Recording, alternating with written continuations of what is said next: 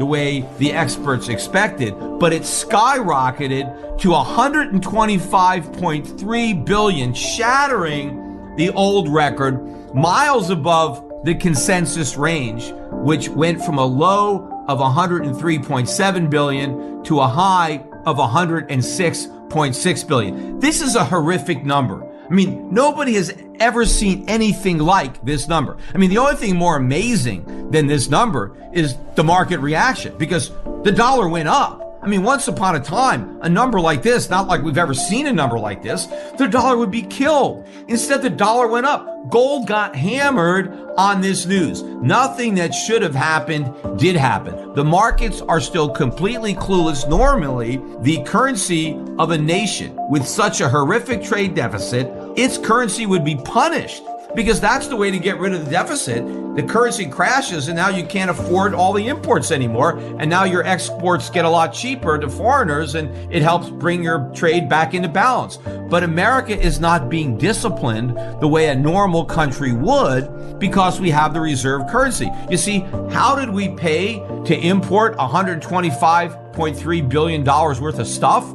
We paid for it with dollars. We imported stuff and we exported dollars. See, dollars are America's greatest export, except they're worthless. We just print them. We create them out of thin air. They have no value. The stuff that we're getting has real value. You need factories, machines, workers, land, all sorts of materials go into the production of finished goods that Americans are importing. And what are we giving our trading partners? Digits that we create out of thin air. Why do they do that? What is the world doing with all these dollars? What are they going to do with the $125.3 billion they just earned? I mean, I know what we're going to do with all the stuff we just bought. We're going to enjoy it. We're going to have fun. We're going to use all these products to make our lives better. What is the world going to do with all this paper? Right? Well, they're just going to hold on to it. They're going to buy more of our paper.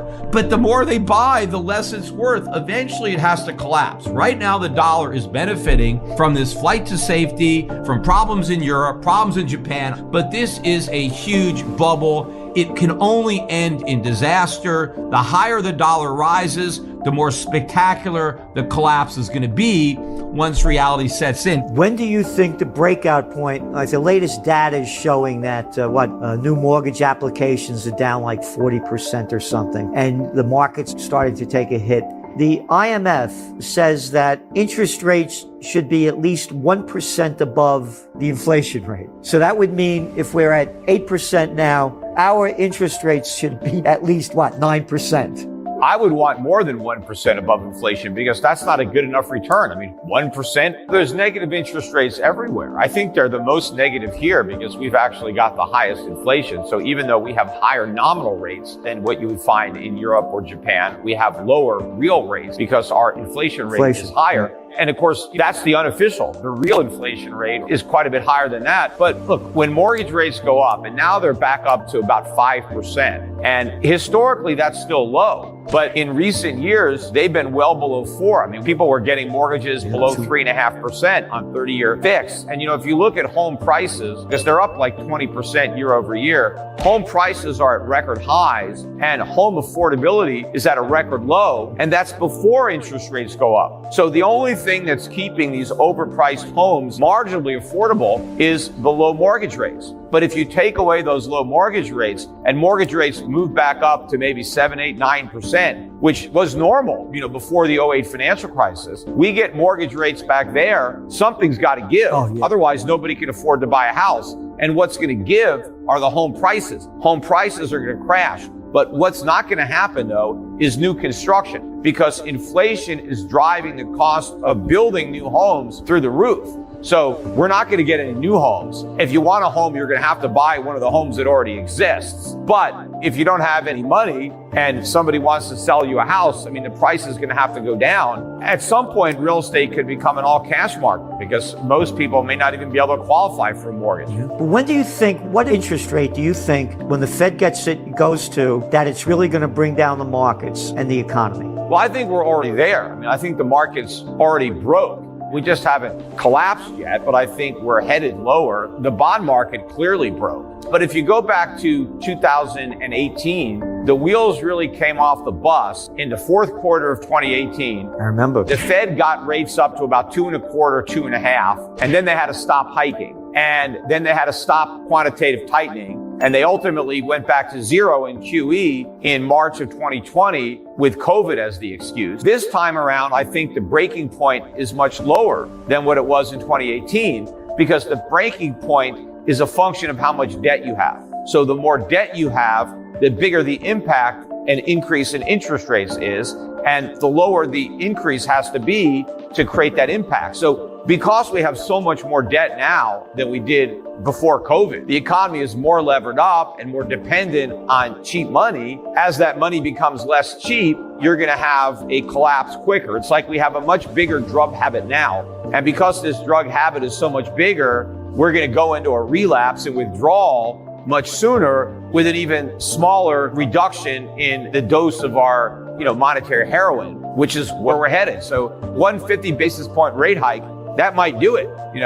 The only thing that's propping up the commercial real estate market is the cheap money, because the rental income is not there. And it's obvious that more people are going to work from home. The commercial real estate sector is going to get decimated, as too will retail, because people aren't shopping. They're not going to be able to afford to shop because the dollar is going to lose so much value. Going to Walmart will be like going, to Saks Fifth Avenue. People aren't going to be able to afford to go shop there anymore. But to the extent that people do shop, they're buying stuff on Amazon or other online retailers. They're not going to malls and shopping centers. And all of these places are in tremendous trouble. And so are the banks that loan money to the owners of these properties, because they're going to default. So this is a tremendous crisis that's coming. The real estate that will gain the most value will be like farmland. Land where you have natural resources that you can harvest or grow, and maybe land out in the suburbs, as a lot of people are fleeing these crime-infested, overtaxed cities where they no longer have to work because they can work from home. So you could see a dichotomy between real estate in the inner city and real estate out in the country or the suburbs. The markets are in the eye of a hurricane here. And the way the markets are looking at inflation right now in the Fed, the markets still believe that the Fed will be successful in its inflation fight, and that this big uptick in inflation will in fact end up being transitory. It's just a longer transition than they may have first thought. But the markets still believe that inflation is going to stay around 2% or lower over the next 30 years. And you can see that by looking at yields on 30-year bonds. You can look at the spread between Treasury inflation protected bonds and regular Treasuries, that the markets still expect low inflation over the next 30 years, despite these massive deficits. And they believe the Fed can continue to print all this money, do all this quantitative easing, that the balance sheet can grow forever, and none of that is ever going to translate into higher inflation. And the Fed starts cutting rates again, even as inflation remains high. But when the markets realize that inflation is not going away, and even if we have a recession, inflation is not going away. A lot of people think, well, if the Fed doesn't win the fight against inflation, recession will, because the Fed's going to raise rates high enough to cause a recession, and the recession is going to get rid of inflation. It won't. The recession is going to make inflation worse, because in the recession, we're going to have less economic output, but we're going to print even more money. But when the markets come to terms with just how high inflation is going to be, there's going to be a rush into gold and silver like you've never seen. Prices are going to crash up, not down.